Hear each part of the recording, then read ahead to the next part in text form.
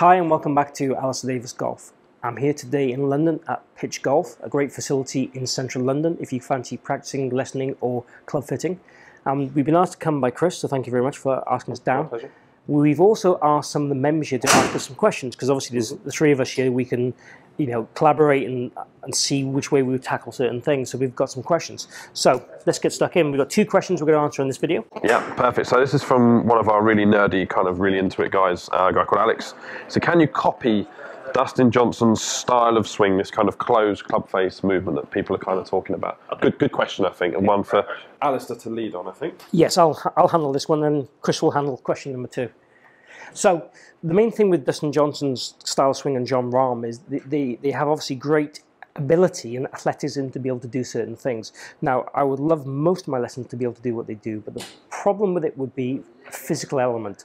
The wrist goes into such flexion at the top of the golf swing, it provides a lot of tension on the tendons in your wrist and can cause pain.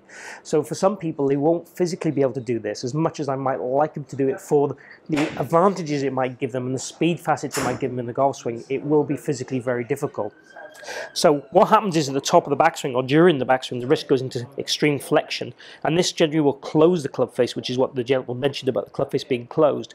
Now, when you have this position on the way down to make the golf ball go straight, they have to rotate quite a lot, and they have to really kind of reduce the amount of rotation of the forearms and wrists through impact. So it's kind of what I'd almost call like a hang back release, where they would add loft through the ball as opposed to rolling the release to get the club face closing down. Now obviously, because the face is in this closed position, they have to counteract that by hanging back and rotating and kind of bending through the golf ball. So if you're able to do it physically, open your body up enough and your wrist can take the amount of flexion in it, then it is a kind of a quite cool model. And obviously those two guys produce huge distances and great success. The only thing you'd have to be aware of for me is the amount of stress on your wrist it might well cause. Through impact, the hanging back facet as well can cause some lower right side pain in your back as well. But again, if done successfully and gives you no pain, no issue really doing it for me. Well, you'd probably say that, Jon Rahm, very similar swing, but neither of those guys have really intentionally tried to swing that way, have they? No. And the way that they've kind of, there might be a few misconceptions out there. Actually, this is what they've worked on, but no, I think especially from people I know that have worked with DJ in the past, I think is very, very natural how he hits the golf ball. Very simple swing concepts. Really much stands there and gives it a whack and has very simple swing thoughts, doesn't he? And it works very well, and it is more fun. And if I did it as well as he did, I wouldn't worry too much about it either, would you?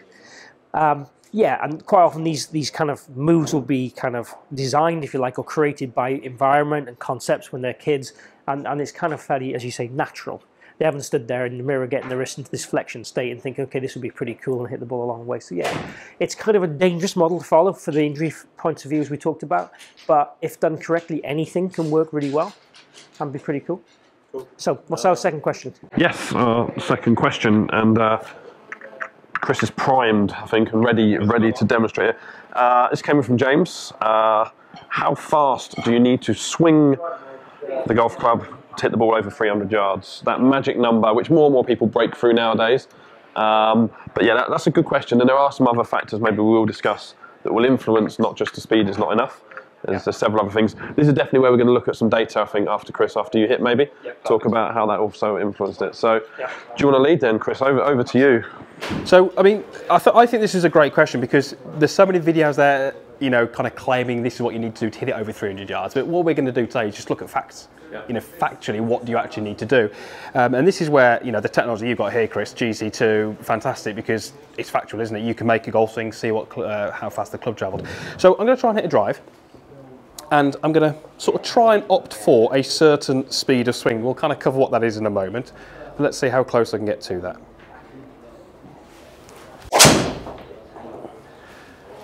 Okay, so that's pretty much my standard shot. A little bit of the right tends to curve back a little bit. You've hit it too far, Chris. I've hit it too far. So, perfect.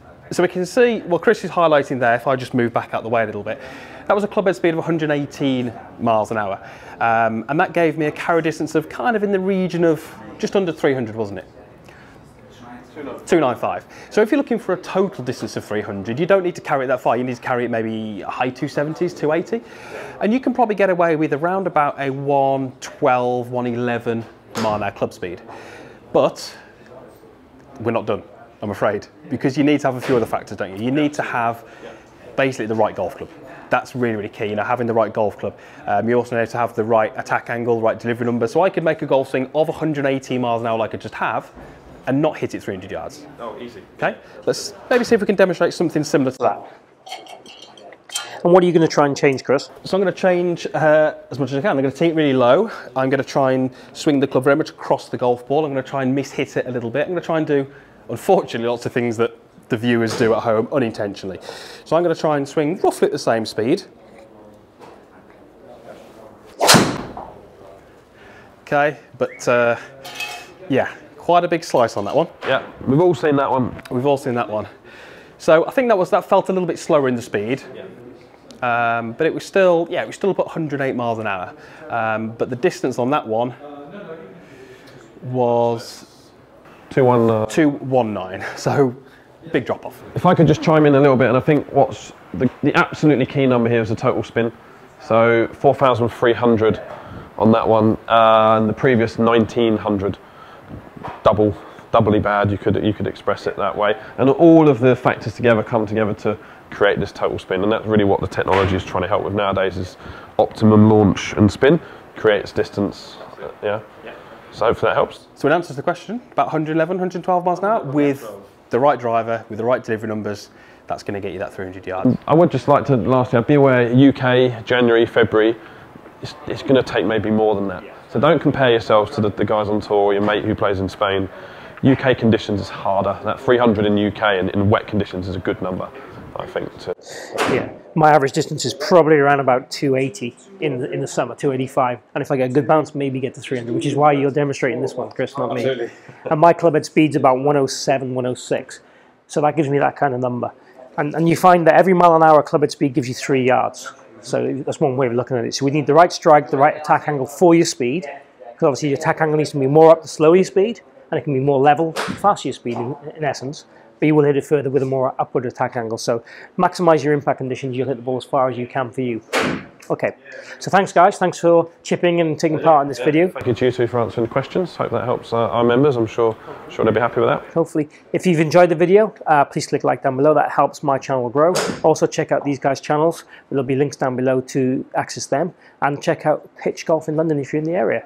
And please chat down below, ask any questions, particularly if you've got questions for any of us, and I'll pass the questions on. Hope to see you again here soon.